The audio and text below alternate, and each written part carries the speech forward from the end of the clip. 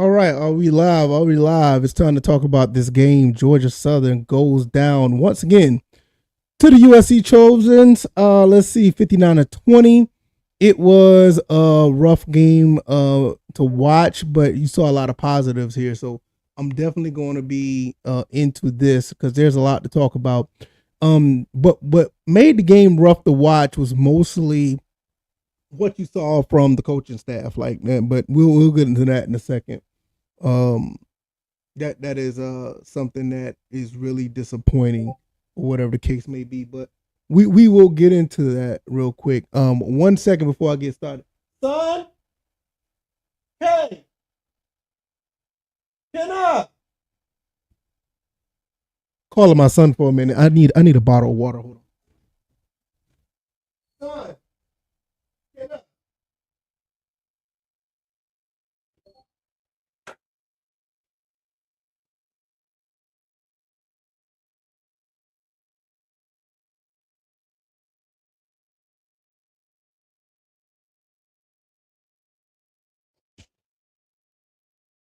Yeah.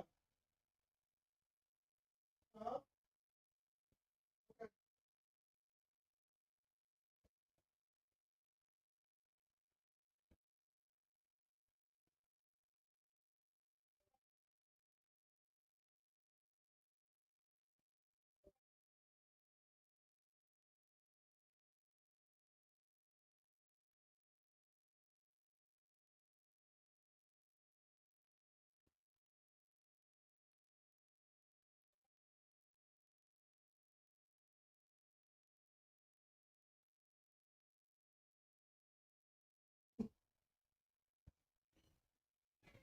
Y'all, please forgive me.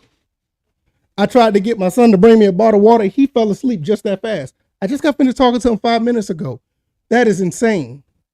So I had to run up and down the stairs. So please forgive me. Goodness.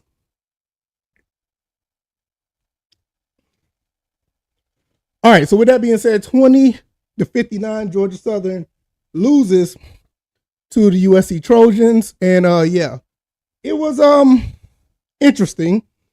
You kind of saw this play out the way it was going to play out. There was no other way around it. You kind of saw that Georgia Southern basically was outmatched. You kind of see Georgia Southern basically, excuse me, you kind of see Georgia Southern basically was outperformed, outcoached. I ain't gonna say too much outcoached. You just saw a situation where talent was just on display. The talent of USC was just way more than what Georgia Southern could handle. And even though Georgia Southern came out early and had the lead, they still gave up 21 points in the first quarter.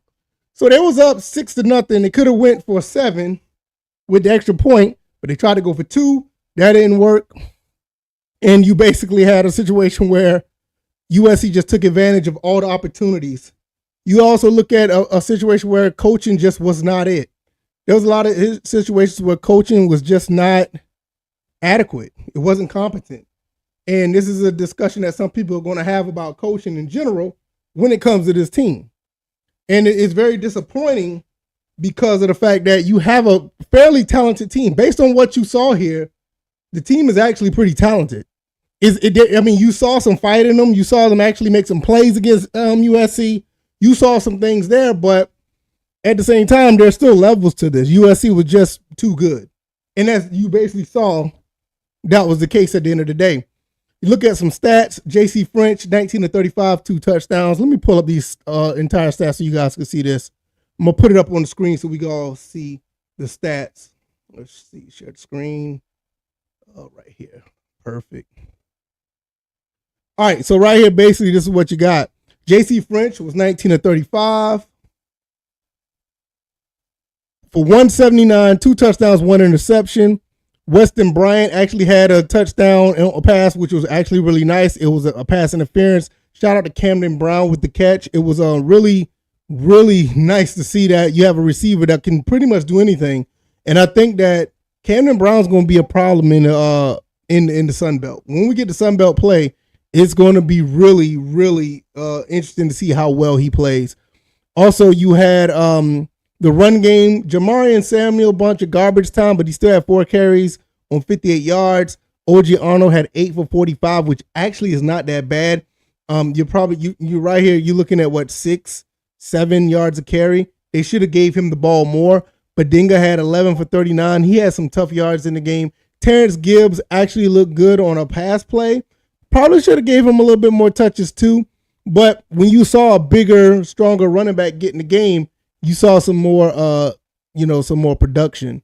But when you look at the defense, the receiving side of things, once again, Camden Brown had 3 catches for 75, 2 touchdowns. Dalen Cobb also had a beautiful touchdown catch.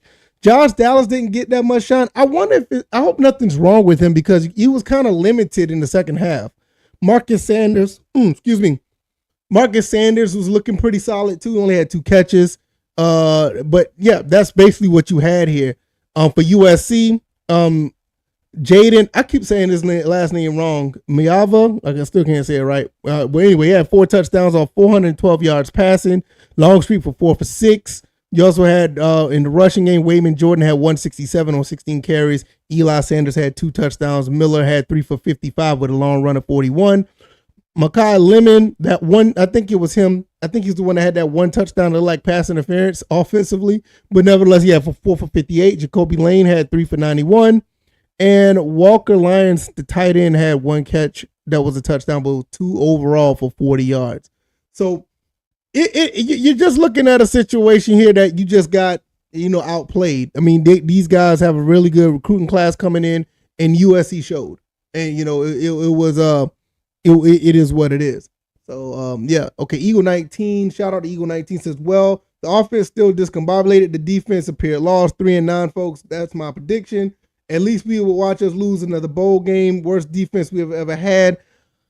I think the defense is not that good, but I'm not going to say that they are the worst that we have. Well, maybe we are the worst defense that we ever had when we put up a performance like that. But you went up against USC, and I would expect USC to put up these kind of numbers. To be honest, USC is a very good team, and you saw them just put up 73 against Missouri State. So they would have put this up against pretty much anybody that's in a group of 6 or the group of 5. So I'm not necessarily surprised at that. What I am surprised is with what the hell they did against Fresno State. That shouldn't have happened. So you do have a point where you say it's probably the worst defense ever.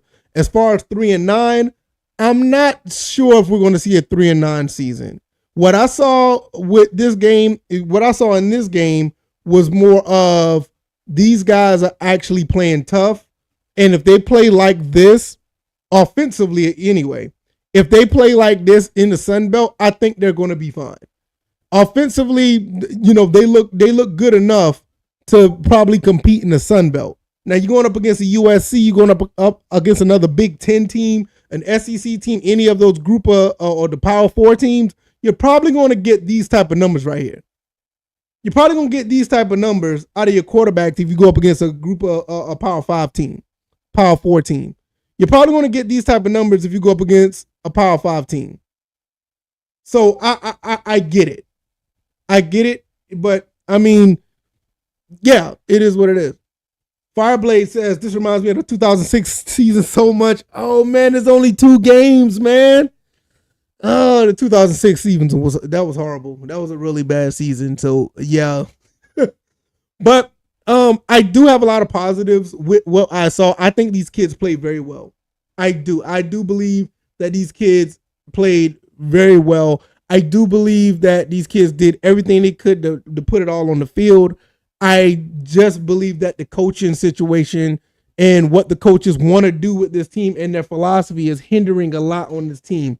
You had a situation where you could have maintained somewhat of the onslaught that USC was trying to put on you by kicking that field goal and keeping it a 6-point game. You get stopped on 4th down, you give this team momentum to just run away with it. So what was a what could have been a 16-24 game turned into a 13-31 game. Because you let these guys you just never know what happened after you kick that field goal and you give the ball back based off of a kickoff instead of giving the ball back after the turnover on downs. And then on top of that, I don't know why would you go for 2 against USC at home I get it. You want to have that advantage right there, but these guys aren't psychologically unprepared. USC is ready to go. See, you could have got away with that when you played against App State last year. When you went for 2 against App State, that worked perfectly for you because let's just be clear. App State is a formidable opponent, but when they see 8 on the field or 8 on the scoreboard compared to 6 or 7, it does something to them psychologically. For USC, that's nothing to them. That's nothing to them. Because what they're going to do, I'm going to tell you what USC will probably try to do. They'll probably try to score again, and they'll score right behind you and then put a 2-point conversion on you anyway. See, when you playing against another team that's in a group of 5, or like say you playing a rival, which the rival has more pressure on them to beat you, you put up those 8 points early, that's going to do something to them. And that was basically the reason why we beat App State last year. You can't do that against USC. Take every point that you can and roll with the punches throughout the game. That's what you're supposed to do. You take that 7 points. Even if USC scores, it's still 7-7. You know what you did with your team there? When USC scores and it's 7-6, now the psychological game is on Georgia Southern because they're down by 1 on the field compared to a tie game on the field. You still give them confidence to go out there and perform when there's a tie game compared to them being down by 1. You may not think that's enough. You may not think that's a lot, but when you really look at it, you're playing in the LA Coliseum. You're playing on the road. You're playing against a hostile environment. You want to keep it to a point where you can instill the confidence of this team. So when it's 6-7, it's still going to bode well with them saying like, okay, we still got to do something. It's not a tie game. It's going to take it upon themselves to actually try to score even more harder than they do now. It's going to take them out of their element. And this is exactly what happened. Same thing when you didn't take the 3 points when you was at the 22-yard line. You're at the 22-yard line and you go for it on 4th down. Take the points, keep it a 1-score game, and then you're going to keep your defense hyped up thinking they can make a stop. You get stopped on 4th down. Now the defense got to go out there and got a lot of pressure on them to stop a team that feels confident because they stopped you on 4th down. It's a totally different situation. You get the 3 points. The team is happy. The team is going to have some type of confidence saying that we could compete with these guys. They're going to kick the ball off. Probably the ball will be in the end zone or to be a touchback. So they're going to be starting on 25 and they're going to be like, okay, they're getting close to us and they're starting on the 25. The defense can have more confidence to probably get another stop or have some form of a bend don't break defense where they hold them to a field goal and it's still in range. But no, you don't take the 3 points. You could miss it on 4th down and then these guys go down and run down and score on you. Now it's 13-31. This game is over at that point. The game is over at that point. So that was the biggest turn of this game. That was the biggest turn of this game. I think what Georgia Southern done was, it was coaching malpractice at best, but I will say for the players, I think the players did everything they could despite what's going on. I didn't see any players make crazy mistakes. I didn't see the players do anything that was completely out of character for a football team. Yeah, you saw some missed tackles. You saw some people that was out of position. You saw some players that was just outmatched head to head. But that's what happens when you play a Power 4, Power 5 team and you're a group of 5 team or a group of 6, whatever you want to call it now. That's what's going to happen. So that's why you got to take every single win that you can. I don't care if it's 1 point. I don't care if it's 3 points. I don't care if it's a first down or if it's a situation where you can get a turnover, which we was able to steal a possession from them. The only thing that I really have an issue with, and it is what it is, and I'm not going to knock him on it too bad. I'm not going to knock J.C. French for throwing that interception, even though it was a poor pass. I'm not going to knock him on it. It is what it is. We've seen J.C. French play better. Because unlike the interception last week, which the interception last week was somewhat PI or whatever, you know, okay, you can get away with that because the defense probably hit your receiver first. This interception was pretty bad. And I'm not gonna kill him for it. But if I have one serious negative, this is the negative that I would say. So when I look at Georgia Southern right now, they're 0-2. You went on the road. Honestly, I still believe you should have won the game against Fresno State. There's no reason why you let that team run for 300 and something yards on you. Now, what happened in the second half, that's inexcusable. The coaches should have started putting 8 in the box and make EJ throw the ball. You let these guys get a few first downs running the ball, and after that, those guys got so much confidence, they didn't even care, about running the ball anymore. The defense just gassed out. You got to put guys in the box and make EJ throw the ball. You already had 2 interceptions on him. Try to get 2 more and walk away with a victory. So I 100% put that on everything everything collapsed on that. The defense collapsed, the coaching collapsed, all of that. But this game right here, let's be honest, we never thought that we was going to win this game. I never thought it was going to win this game. I said this from the beginning. I wanted this game to be somewhat respectable to the point if we put up 20 points, USC should not have put up 59. USC should have had at least, at the minimum, 41 points. At the minimum. Anything less than 41 and you come up with 20, I can live with that. Because you're going in a hostile environment and you're playing against a team that's very talented. If you can hold them to 40-something points and you still was able to put up 20, I can live with that.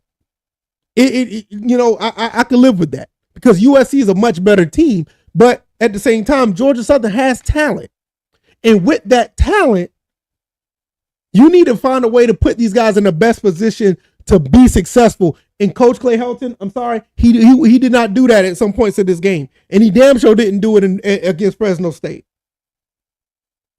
So if a lot of people want to sit here and you want to go up and say, hey, look, Coach Clay Helton got to go. I'm sick of him. I'm not even mad at that.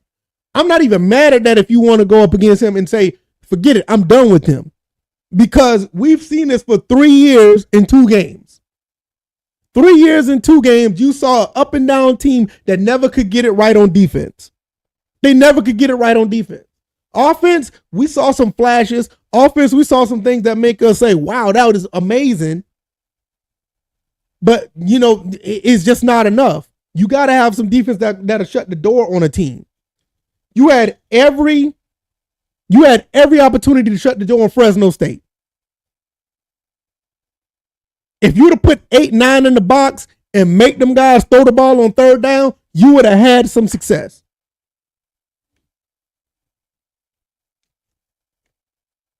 And even in this game, if you just took the points from 7-0, you stole a possession, and you go down the field and score. Just go ahead and take the 7. You take the 7, and if by some reason you get another stop, you start to take the life out of the LA Coliseum. That's why kicking that field goal is so important. Because when it's 6 points on the board, USC said, oh, that ain't nothing. All we got to do is score. And we got the lead. All we got to do is score, and we got the lead. But when it's 7, even if they score, the game is still tied. So people don't realize how much of a mental game this is when you play football. How much of a mental game. When people look at they think about their stats. Believe it or not, these players think about their stats. They think about the scoreboard. They think about how many yards they got to get on the field. They thinking about the next time they can score. And when the game is 7-6 and Georgia Southern is like, oh man, we're down by 1. We got to do something. That's so much different than saying, oh, it's 7-7. We just got to play the way that we normally play. Totally different. And Coach Clay Helton took that away from these players tonight. Same thing with that field goal I said. You want to go for, first of all, let's talk about the trick play. The trick play. Why are we doing trick plays when we're on the road against a super talented opponent? Why are we doing trick plays? The trick plays are for, I'll just say this. Trick plays are for late in the game when nobody see it coming. Look at Boise State when they played Oklahoma back in 07 or 08. One of those years when they did the hook, not the hook and ladder, but the Statue of Liberty play. You do these trick plays when they don't see it coming. Maybe they didn't see it coming earlier in this game, but you did it at the wrong time. You didn't have to use it.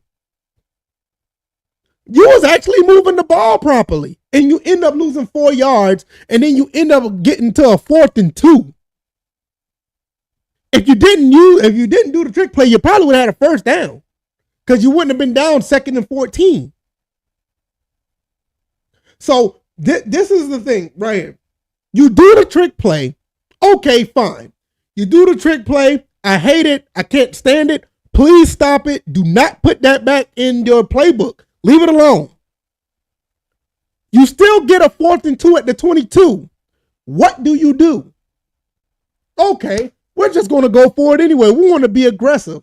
No, take the points. It is 13-24. You make the field goal. It's a 1-score game. You get a stop. You got a chance to take the lead again. Why are you? You don't know what that does to these kids or these players. You put them behind it. Now the defense got to come back on the field and look at this. Man, these guys on USC, these guys are fired up because they got a 4th down stop. We got to stop that. It's bad enough to try to stop them when they're playing straight up. Now you got to stop them when they're motivated? Come on, Coach Clay Helton, what are we doing? What are we doing?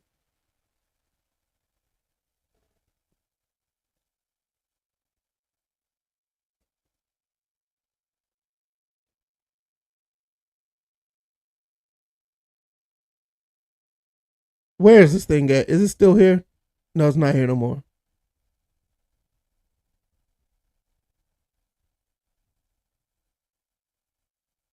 I just don't understand, man. That's the stuff that bothers me the most. It's not the players. It's not that. It's the coaching. And look, I'm just a guy behind the microphone. I'm not a coach. I'm not a guy that has all this football knowledge. But I've been looking at football for probably 30 something years on TV. And that doesn't make me an expert, but I do see when things change on the field. We all see it. And don't sell yourself short if you think you can't. We all see when the team looks different. We all see it when things aren't going right. We all see it when plays and players are just not into it. Just like you see it when players are fired up and ready to go. We see it. But when you see the defense constantly coming back on the field and they're just out there, they're not fired up, they're not trying to really get after the ball, they're just doing their job, you see the difference.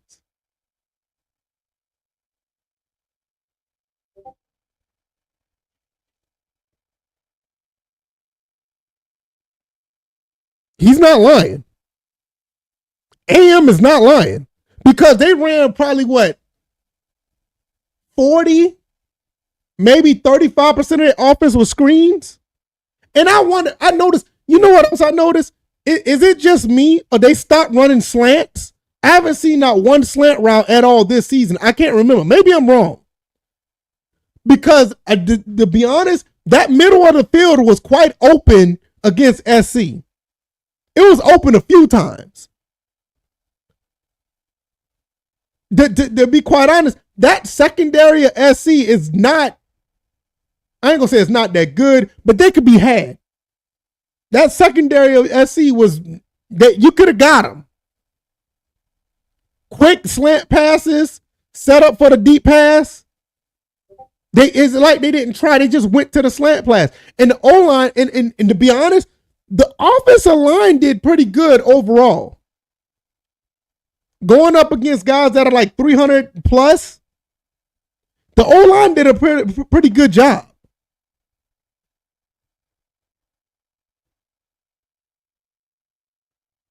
I don't think they did anything wrong. Yeah, I mean, you gave up sacks that were basically, you got outmanned for them to get to JC French. But I didn't see not one lineman like miss an assignment or they just, they held their blocks long enough. Nobody literally got out. Man, a lot of the sacks were basically they couldn't hold their blocks long enough. That's why J.C. French was somewhat successful throwing the ball, because he actually stood upright for a little bit. But I do feel at the end of the day, you're just going up against a better team.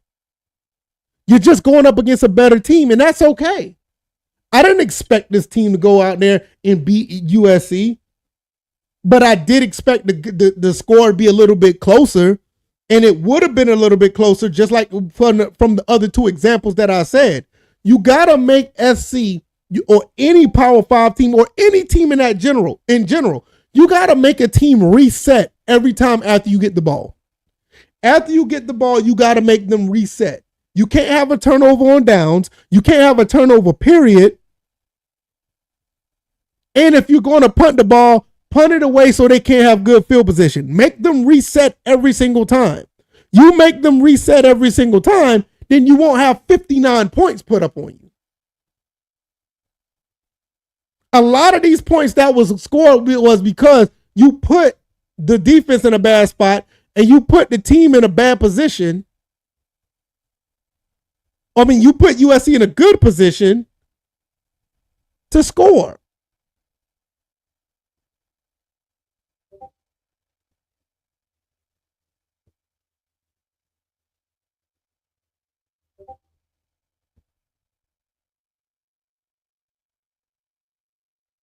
Now, I will say this. The season's not done. The season's not done. And you went to California. You played Fresno State, which I still believe that's a game that you should have won. You went up against SC, a game that we all felt like we was going to lose. I mean, you got to be a true diehard to believe that you're going to win this game, which is fine. But realistically, I just thought this game could have been a lot closer than what it was. Regardless of what USC offense did, this game could have been and should have been a shootout. You saw what Georgia Southern was able to do passing the ball. It should have been somewhat of a shootout at the very least. In a little bit, it kind of was. But you left points on points on the field, Coach Clay Helton. You left points on the field, Georgia Southern. And it kind of swung the tide a little bit.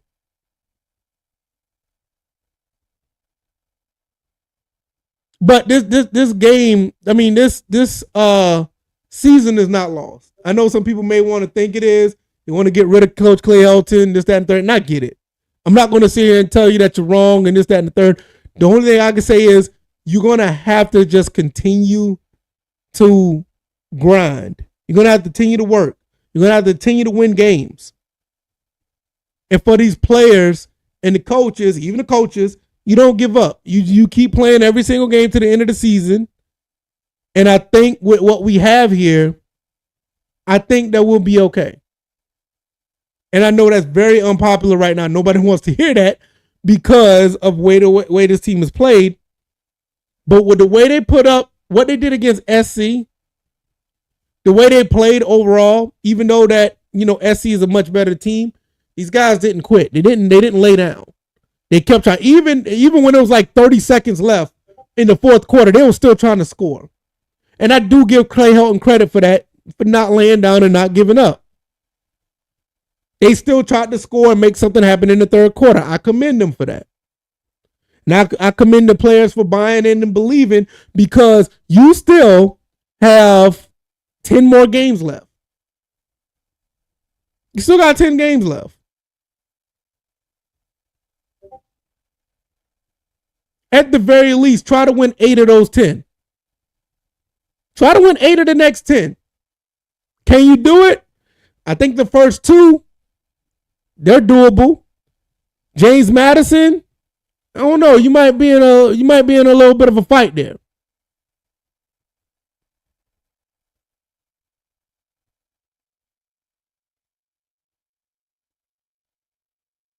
You might be in a little bit of fight there with James Madison. Southern Miss, Georgia State, Arkansas State, App State, Coastal Carolina, Old Dominion. I think every single game after James Madison is winnable. Every game after James Madison, I firmly believe that. Every game after James Madison is winnable. If you're going to lose a game, I get it. Okay, you'll lose one. You can't win them all.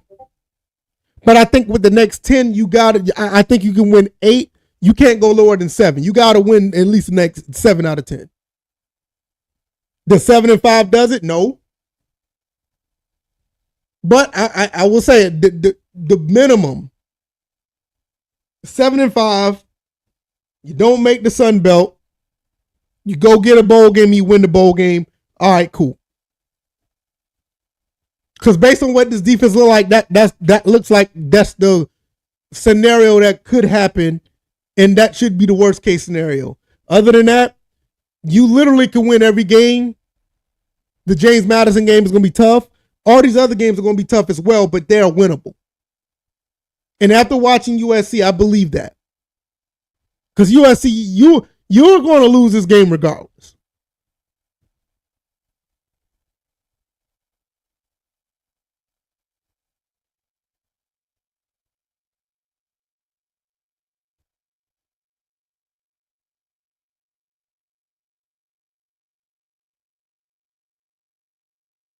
How did I slide that over there like that? There we go. Come on, let's get back. There we go. So, I'm just looking at this from a standpoint of like, all right, what's next?